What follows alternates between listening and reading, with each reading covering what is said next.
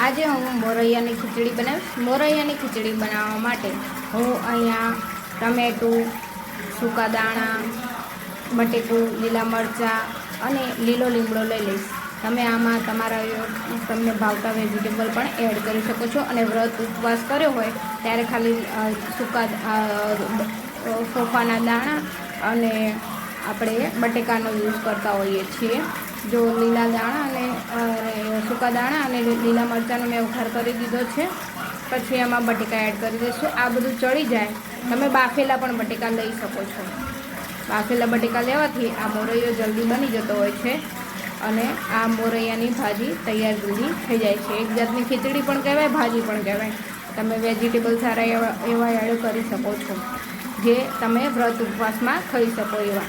પછી ચડી જાય પછી આપણે ટમેટો એડ કરી દઈશું। ટમેટું પણ નાનું એવું પ્રમાણમાં આપણે લઈશું જેથી કરીને તમે કોઈ પણ આપણે વેજીટેબલ એડ કર્યા પછી બધા ચડી જાય પછી જ આપણે આ બધું એડ કરતું રહેવાનું છે। પણ તમે સૂકા મસાલા પણ તમને ભાવતા મુજબ અને તમે મીઠું ખાતા હોય તો મીઠું એડ કરવાનું, નકર એમને પણ તમે ઓલું વ્રત ઉપવાસનું મીઠું આવે એ એડ કરી દેવાનું। મેં અહીંયા એમ જ ખાવા માટે મોરૈયાની ભાજી બનાવી છે તો જો એમાં બધા જ મસાલા એડ કરીશ। ઉપવાસ માટે બનાવતા હોય તો તમારે એ ખાસ યાદ રાખવાનું કે ટમેટું ઉપવાસમાં ઘણા લોકો ખાતા નથી હોતા એટલે એ એડ ના થઈ શકે। ખાલી બટેકું, લીલા મરચાં અને દાણા જ એડ કરવાના રહેશે તમારે।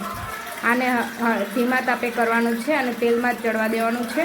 પહેલાં તેલમાં સારી રીતે થોડીક વાર અધકચરું ચડી જાય કેમ કે મોરૈયાને ચડતા વાર લાગતી નથી અને આપણે મોરૈયો પહેલેથી જ 2 પાણીથી ધોઈ અને આપણે પલાળીને રાખી દીધો છે। અધકચરું ચડી ગયા પછી આપણે મોરૈયો અંદર એડ કરી દઈશું। પછી સારી રીતે આને મિક્સ કરીને હલાવીને કોઈ ઢાંકીને પણ ચડવા દઈ શકે છે અને કોઈ એમને પણ ચડવા દેવાય। જેમ ખીચડી આપણે ચડવા દેતા હોય એવી જ રીતે આપણે ચડવા દેવાનું।